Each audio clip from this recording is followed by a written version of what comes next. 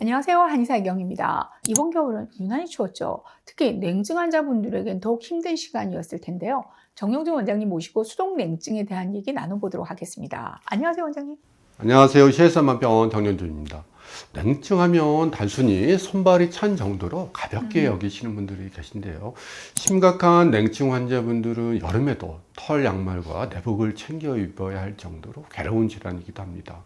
이 수동냉증은 단순히 체질의 문제가 아니라 혈액순환이나 자율신경과 호르몬 상태, 그리고 대사 이상까지 반영하는 중요한 신호일 수도 있습니다. 그래서 오늘 이 시간을 통해서 수족냉증의 원인부터 치료까지 싹 정리해 드리도록 하겠습니다.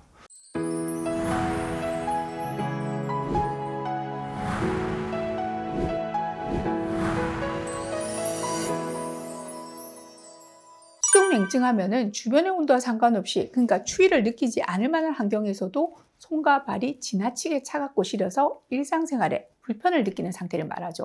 교감신경 반응이 과민해져서 혈관이 수축되어 손발 같은 말초 부위에 혈액 공급이 줄어들어서 나타나는 경우가 가장 일반적인데요. 자, 이외에도 동맥경화나 저혈압에 의한 말초 혈액순환 장애, 또 스트레스나 과로, 수면 부족에 의한 자율신경계 불균형, 여기에 갑상선 기능 저하증으로도 유발될 수 있습니다. 그 외에도 빈혈이나 갱년기 여성 호르몬 변화, 영양 부족으로 인해 체온 유지 능력이 떨어진 경우, 그리고 류마티스성 질환이나 추간판 탈출증이나 말초신경염, 그리고 손목 터널 증후군, 혈관 질환, 약물 부작용 등등 이렇게 아주 다양한 원인 질환이 있는데요.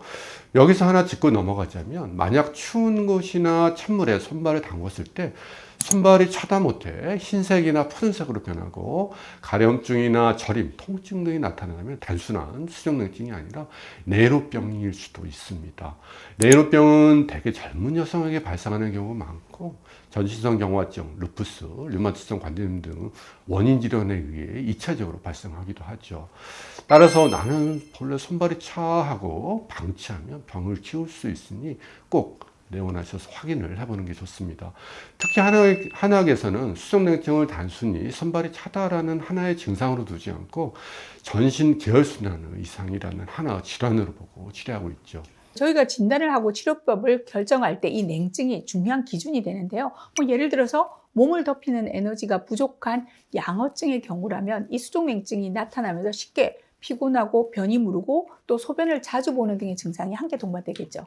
네, 또 반대로 혈액 자체가 부족하거나 조혈 기능이 떨어지는 혈액증의 경우에도 수족냉증이 나타나는데요. 이때는 어지러움증과 피부 건조, 손발 저림 증상이 함께 옵니다. 그리고 혈액이 정체되어 말초까지 순환하지 못하는 경우에 발생하는 어혈증의 경우에는 손발이 차면서 통증이 같이 동반되는 경우가 많고, 멍이 잘 들며 생리통이 심한 특징이 있죠. 이처럼 수족냉증은 다양한 병적 상태를 나타내고 있는 만큼 잘 살펴서 치료해야 합니다. 어떤 이유든 수족냉증, 그러니까 손발이 차다는 건 결국 몸 끝까지 혈액이 잘 안 간다는 얘기인데요. 문제는 혈액순환이 이렇게 안 되면 신진대사 능력도 함께 떨어지게 되는 거죠. 자, 몸이 일종의 저속 모드로 돌아가는 거니까요. 실제로 우리 몸의 온도가 낮을수록 에너지 생산이 줄고 피로물질 제거도 늦어집니다. 네.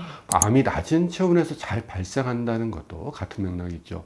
수족냉증은 여러 다른 질환에서 동반되는 증상이기 때문에 류마티스나 갑상선 기능 저하증 등 원인 질환을 감별하기 위한 검사를 시행하는 것이 필요한데요. 한냉부와 검사와 함께 혈액 감상 등 의심되는 원인 질환에 대한 검사를 하고 있습니다. 특별히 오늘 소개해드리고 싶은 검사가 있는데요. 조각주름 모세혈관 현미경 검사라는 검사입니다. 네, 이건 특수 현미경을 사용해서 손톱 밑에 있는 모세혈관의 모양과 혈류의 흐름을 관찰 진단하는 장비잖아요. 자, 앞서 말씀하신 레이노병 같은 경우에는 손톱 및 모세혈관의 루프 확장과 성냥개비 모양이 특징적으로 나타나기도 합니다. 네, 맞습니다. 저희 병원에도 잘 활용하고 있죠.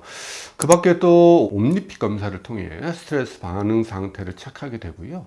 동맥 경화도 검사를 통해 혈관의 협착 정도와 경화도를 측정하여 혈관 건강 상태를 체크할 수 있습니다. 체포면의 온도 변화를 시각화해서 이상 유무를 체크하는 적외선 체열 촬영 검사는 진단뿐 아니라 경과 관찰에도 많은 도움이 되고 있습니다. 네, 수족냉증에 걸리면 흔히들 손발만 따뜻하게 하는데 집중하시는데 다른 신체 부위가 차가울 때 신경 반사에 의해서 수족냉증이 더 악화될 수도 있죠. 따라서 전체적으로 신체를 따뜻하게 하도록, 즉 순환이 활발해지도록 하는 것이 바람직하고요. 보다 근본적으로는 기초 원인을 파악해서 근본적인 치료 대책을 세워야 합니다. 자, 한의학적으로 강조하는 질환인 만큼 수족냉증은 한의학적으로 효과적인 치료들도 많잖아요. 네, 한약, 침, 약침, 뜸치료와 같은 한의학적 치료 효과는 이미 입증이 되어 있죠. 특히 개인의 체질과 발병 원인에 따라 맞춤으로 처방하는 한약 치료는 말초 혈류량 증가와 체온 상승, 자율신경계 안정 효과를 보인다는 임상 연구들이 보고되고 있고요. 그 자리에서 곧바로 효과를 확인할 수 있는 침치료와 약침치료, 뜸치료 등은 말초 효과를 확장시키고 신경기능을 조절하고 국소 및 전신의 체온을 상승시키는 효과가 있습니다. 그 중에서도 뜸치료는 수족냉증 환자에서 주관적인 냉감 증상을 유의하게 감소시킨다는 연구 결과가 보여주듯이 중요한 치료 방법으로 활용되고 있죠. 치료와 더불어 환자분들의 생활관리도 네. 중요한데요. 가벼운 운동과 집에서 쉽게 할 수 있는 반신욕, 족욕 등은 혈액순환을 원활히 하는 데 도움이 되고, 유산소 운동은 전신의 혈액순환을 증진하기 때문에 하루 30분 이상 주 3회 꾸준히 하는 것이 좋습니다. 수족냉증은 체질이 아닙니다. 치료해야 하는 질환이죠. 특히 자율신경의 균형이나 전신적인 순환장애에 신호일 수 있다는 점, 그리고 면역계에도 부정적인 영향을 미칠 수 있다는 점 다시 한번 강조드리고요. 적절한 검사를 통해서 원인을 찾아 체계적인 치료가 된다면 빠른 효과뿐만 아니라 또 자칫 다른 질환으로 발전할 위험도 방지할 수 있습니다. 지금 이 시간에도 차가운 손발을 호호 불고 계신 분들 계신가요? 꼭 전문가와 상담해 보시기 바랍니다. 저희는 다음 이 시간에 돌아오겠습니다. 감사합니다.